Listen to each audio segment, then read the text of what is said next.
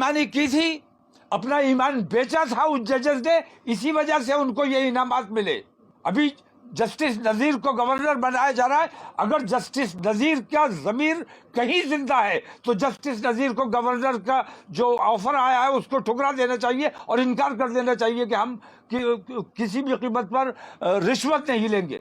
तो रिश्वत लेकर, दबाव में आकर, खौफ में आकर आप अदालतों को बदनाम करने का काम कर रहे हैं। इससे बड़ा अपराध, इससे बड़ा अन्याय कुछ नहीं हो सकता।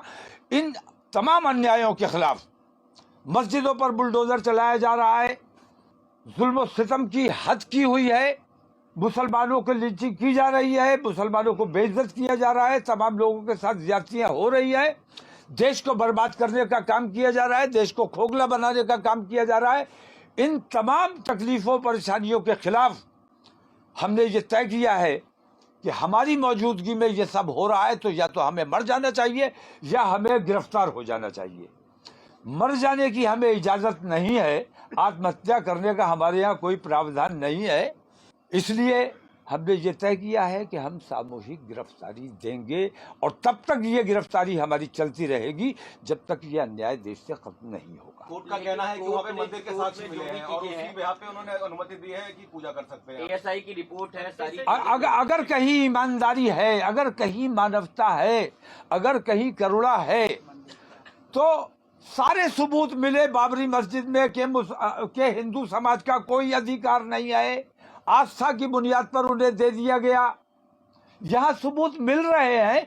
अगर तुम्हारे अंदर जरा सा भी इंसानियत है तो सबूत के बावजूद आप मुसलमानों को मत छेड़िए, मुसलमानों के हवाले कर दीजिए।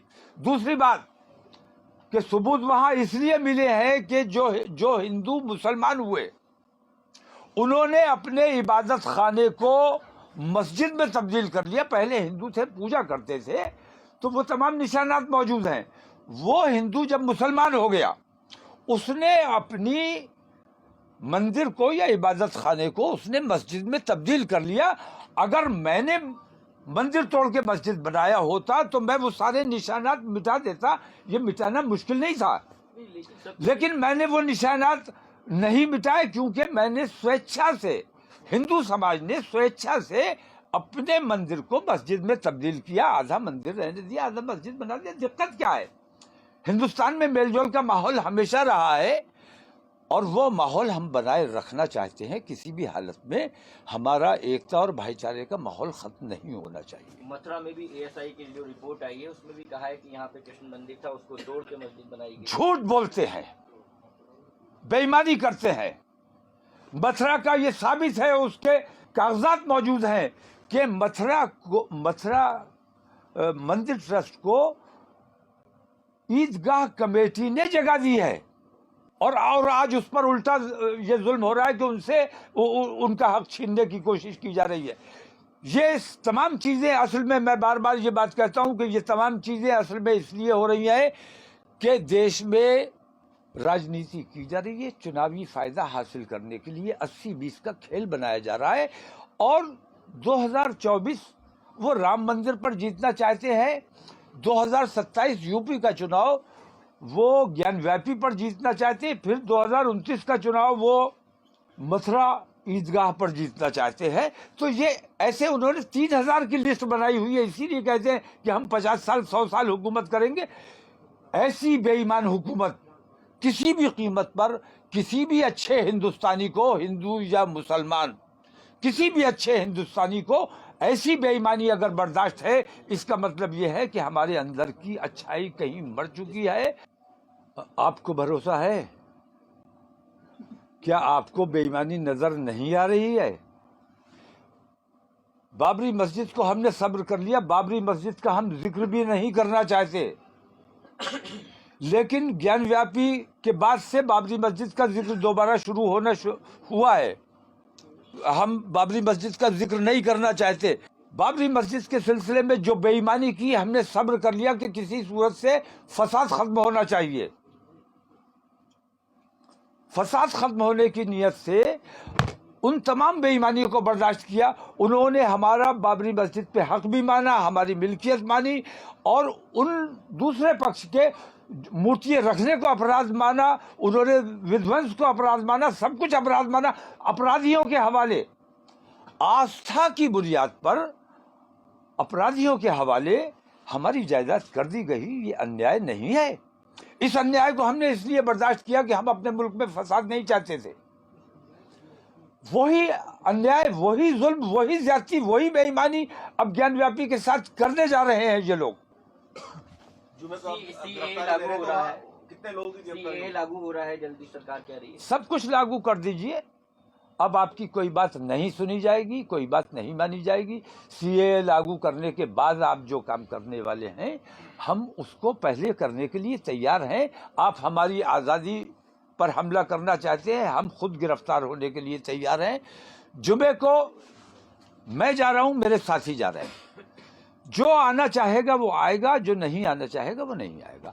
जिसे इन तमाम चीज़ों से तकलीफ है, मैं हिंदू और मुसलमान की बात नहीं कर रहा हूँ, जिसे इन तमाम चीज़ों की तकलीफ है, जो इन तमाम चीज़ों को बुरा समझता है, मैं ये समझता हूँ कि मैं गिरफ्तारी दूंगा तो वो भी गिरफ्तारी ज़रूर देगा, अगर मानवता कहीं उसके दिल में बची है। मुस्लिम पर्सनल लॉ कानून है, मौजूद है, लेकिन कोई अदालत मुस्लिम पर्सनल लॉ के मुताबिक मुस्लिम मसाइल को हल नहीं कर रही है। मुस्लिम मसाइल के जो फैसले हैं वो अपने कानून के मुताबिक, अपनी समझ के मुताबिक फैसले किए जा रहे हैं, पर्सनल लॉ के मुताबिक नहीं किए जा रहे हैं। इसका मतलब यूसीसी लागू है। आपको लाने की जरूरत क्या है? बिना लाए ही, बिना बिल लाए ही जब आप वो काम कर रहे हैं तो बिल लाने की क्या जरूरत है? और हमें कोई फर्क नहीं पड़ेगा, क्योंकि बिल नहीं आया है तो भी हमें उन तकलीफों से गुजरना पड़ रहा है, बिल आने के बाद भी उन्हीं तकलीफों से गुजर रहा है। ये भरोसा नहीं नहीं देखिए, सरकारी तंत्र पर किसी भी किस्म का भरोसा करना अपने आप को धोखा देने के मुतरादिफ है, क्योंकि सरकार के सर्वोच्च पदों पर जो बैठे हुए हैं वो बेईमान है और खुली बेईमानी कर रहे हैं, और जो बेईमानी करता है उसे इनाम दिया जाता है। इसी वजह, उसी इनाम के लालच में नीचे के तमाम लोग, पूरा तंत्र बेईमानी करने पर आमादा है। मैं ये पूछता हूँ, हेमंत सोरेन जो एक प्रदेश का मुख्यमंत्री है, उसे घर से भाग जाना पड़े, मुंह छुपाना पड़े, इससे बड़े जुल्म और ज्यादती क्या हो सकती है? अभी हेमंत सोरेन जेल गए हैं, अभी कल अरविंद केजरीवाल जेल चले जाएंगे।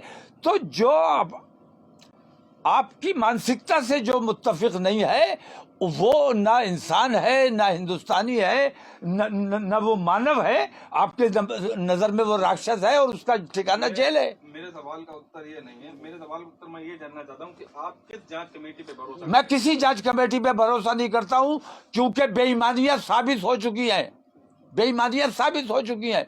जस्टिस नजीर जैसे लोगों ने बेईमानी की है। जब सरकार बेईमान है और सरकार इनाम बेईमानों को दे रही है, तो फिर मैं किस तंत्र पे, किस जांच कमेटी पे भरोसा करूंगा? जो मुसलमानों के खिलाफ, इंसानियत के खिलाफ, इंसाफ के खिलाफ जो काम करेगा। मैं पूछता हूं कि जजेस ने बेईमानी की और उनको आपने इनाम दिया, गवर्नरी दे दी, राज्यसभा दे दी, इसका क्या मतलब है? इसका मतलब यह है कि आप जजेस पे दबाव बना रहे हैं, सरकार के दबाव में फैसले लिए जा रहे हैं, लालच में फैसले लिए जा रहे हैं। मुझे बड़ी तकलीफ है, पूरी दुनिया में मेरे मुल्क का कानून बदनाम हो रहा है, मेरे मुल्क का इंसाफ बदनाम हो रहा है। इससे बड़ा अपराध कोई क्या कर सकता है? और उस अपराध के खिलाफ आप लोगों ने आवाज नहीं उठाई है। आप लोग भी कहीं ना कहीं इस अपराध में शामिल हैं। ये आपको आवाज उठाना, जो गलत है, गलत को गलत बताना हर हिंदुस्तानी की जिम्मेदारी है, हर अच्छे हिंदुस्तानी की जिम्मेदारी है। क्योंकि मशहूर है, आप लोगों की नज़र में है, आप लोग उस पर चर्चा बार बार कर रहे हैं, इस वजह से ज्ञान व्यापी। वरना ऐसी कितनी मस्जिदें हैं, कितने मज़ार हैं, कितने मदरसे हैं जिन पर रातों रात खामोशी से बुलडोज़र चला दिया गया और उनको मस्मार कर दिया गया। उनका कहीं आपने चर्चा नहीं किया, क्योंकि वो लोग नहीं चाहते थे कि उनका चर्चा हो। ज्ञानव्यापी का चर्चा हो रहा है, और ज्ञानव्यापी पे जिस किस्म की बेईमानी की जा रही है, मैं तकलीफ इसलिए महसूस नहीं कर रहा हूँ कि मेरी मस्जिद ज़बरदस्ती हथियाने की कोशिश की जा रही है, बल्कि मैं इसलिए ज़्यादा बेचैन हूँ कि मेरा मुल्क का قانون پوری دنیا میں بدنام ہو رہا ہے. تو جو ذمہ دار شہری ہیں، جو اچھے لوگ ہیں، میں ان سے بھی اپیل کروں گا کہ تمام لوگ ہماری اس نیائے اور انیائے کی لڑائی میں ہمارا ساتھ دیں.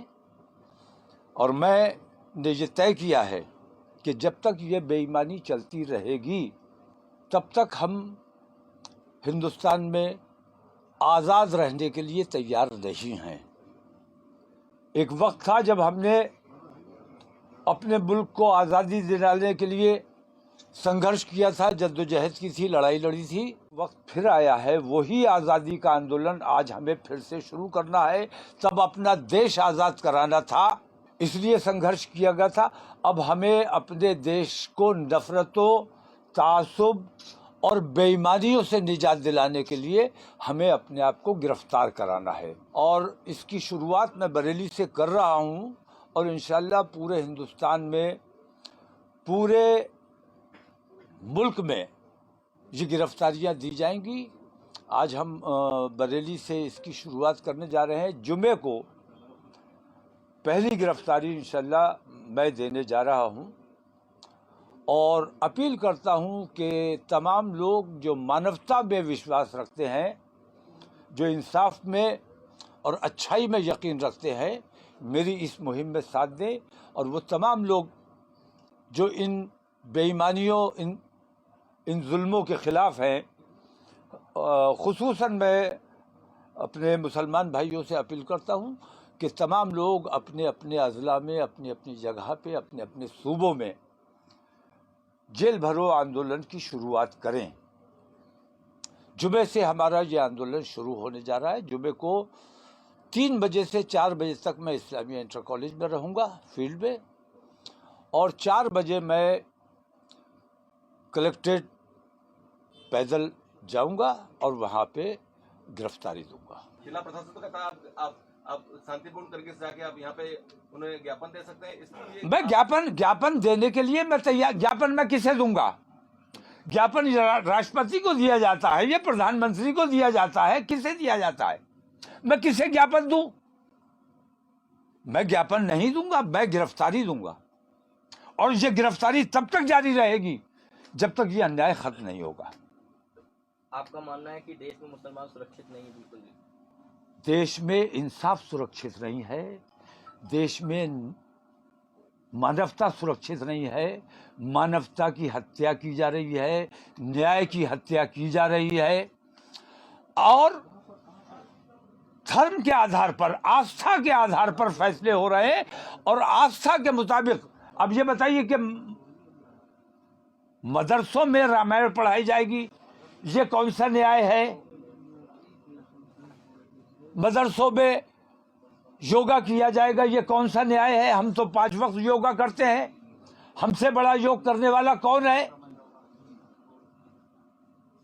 تو آپ اپنا دھرم زبردستی ہمارے اوپر اگر تھوپنا چاہتے ہیں، یہ کسی بھی قیمت پر